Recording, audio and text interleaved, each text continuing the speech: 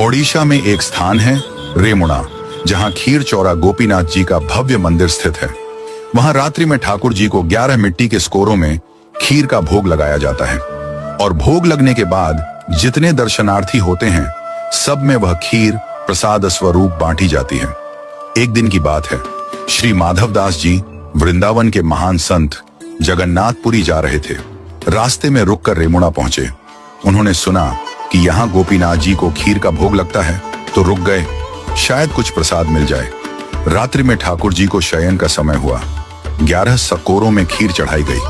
भोग लगने के पश्चात प्रसाद वितरण हुआ। भीड़ बहुत थी। माधवदास जी पीछे खड़े थे। प्रसाद भंटते भंटते माधवदास जी तक पहुंचते पहुंचते खीर समाप्त हो गई।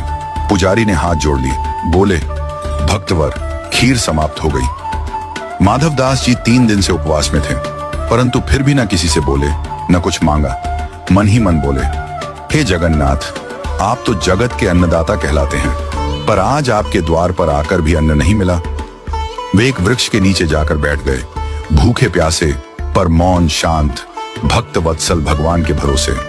रात्रि में ठाकुर गोपीनाथ जी ने पुजारी को स्वप्न दिया, उठो, एक खीर का सकोरा मैंने बचा कर रखा है, जाओ उसे लेकर माधवदास को दो, वे भूखे हैं। पुजारी चौंक गए, बोले, प्रभु, मैंने तो 11 स्कोरे ही चढ़ाए थे और सब बांट दिए थे। ठाकुर जी मुस्कुराकर बोले, नहीं, 11वां स्कोरा मैंने चुरा लिया था, अपने प्रिय भक्त माधवदास के लिए। पुजारी दौड़े। उन्होंने सचमुच मंदिर में एक स्कोरा पाया, जो अन्य प्रसाद से अलग रखा हुआ था। खीर अब भी गर्म थी, सजीव थी, सजीवता का अनुभव हो रहा था। वे दौड़कर वृक्ष के नीचे पहुंचे, जहां माधवदास जी बैठे थे। बोले, भक्तवर, प्रभु का प्रसाद पाओ। माधवदास जी बोले, अब इतनी आधी रात को खीर कहां से आ गई? क्या आप दोबारा बना लाए हैं?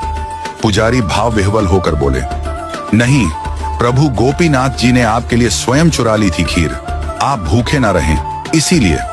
यह सुनते ही माधवदास जी प्रेम में झूम उठे।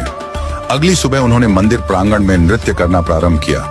बोल उठे, वहां मेरे ठाकुर, दूसरे भगवानों को लोग चढ़ाते हैं, लेकिन मेरे ठाकुर जी तो चुराते हैं अपने भक्तों के लिए। ये तो खीर चौरा है, खीर चुराने वाले गोपीनाथ।